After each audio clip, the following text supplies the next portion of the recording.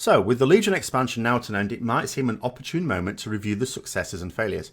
However, instead, I'm going to discuss the concept of success based on a blue post on the NA forums by a community manager. It was in response to a player querying the success or otherwise of Legion and discussing how to define success.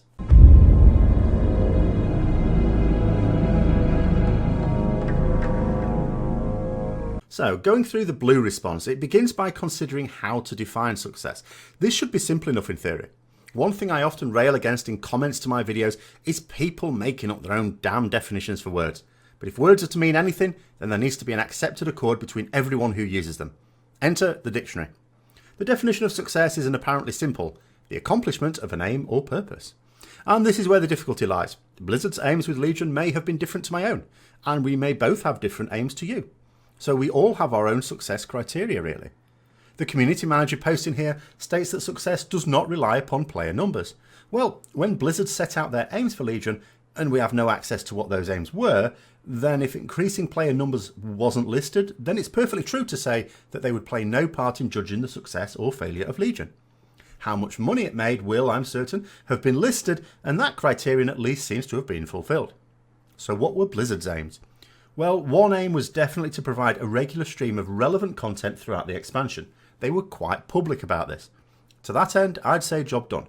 We had regular patches, so regular in fact that people noted that they were coming out every 11 weeks like clockwork, up until the last one or two really. Each content patch most definitely brought with it new content.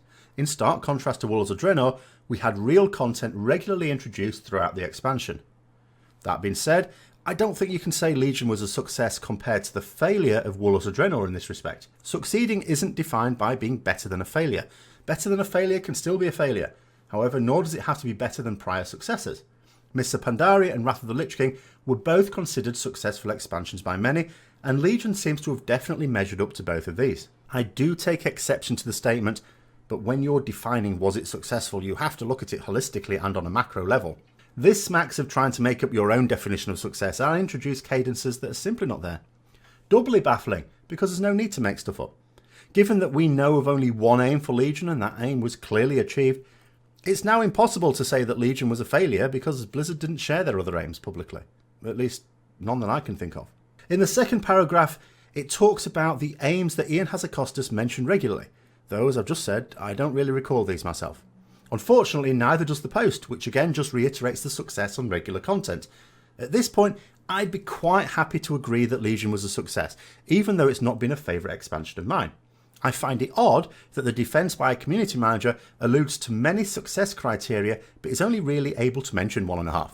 I say 1.5 because the half at the end is that we don't have the same content drought that has plagued World of Warcraft for quite a few expansions now.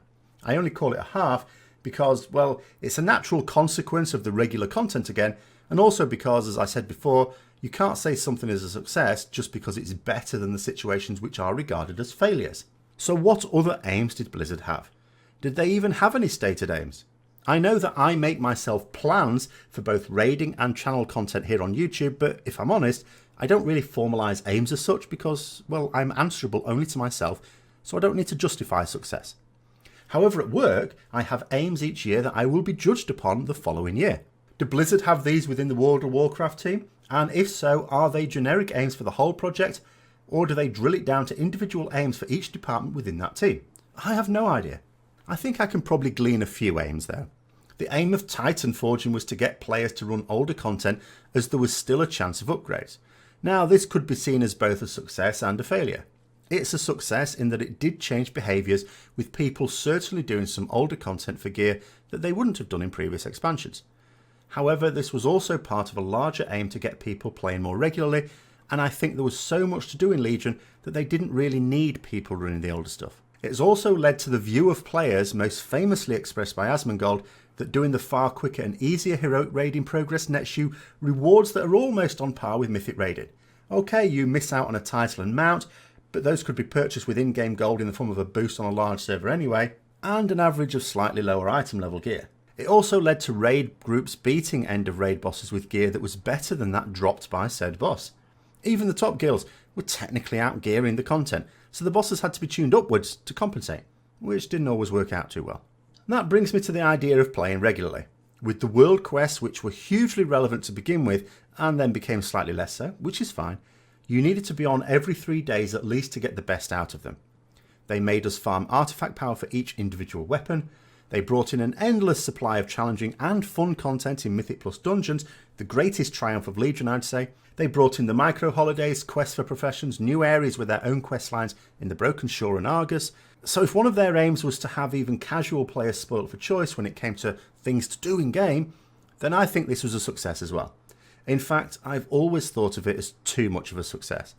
There was so much to do on even a single character that maintaining alts became a massive chore, and even just dealing with that one character became overwhelming at times. They eased the reins over time, and I think they've recognised this, and it would be better still in BFA.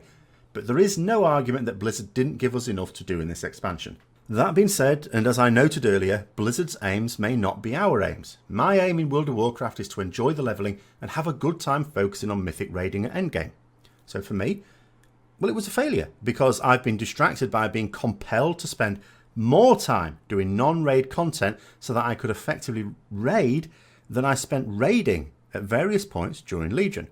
Whereas I loved Warlords of Draenor because it gave me what I wanted without any annoying distractions. But that's just me, I'm just awkward.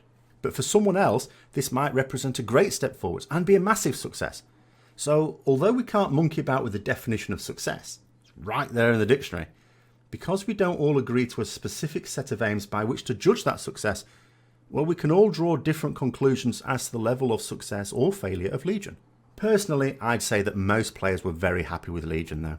So I hope you enjoyed this video. If you did, don't forget to give it a like and subscribe to the channel to support further content. I'd love to read your opinions as to the success of Legion down below, and please share with others who might also be interested in this topic. Thanks for listening, and until next time, I'll see you later.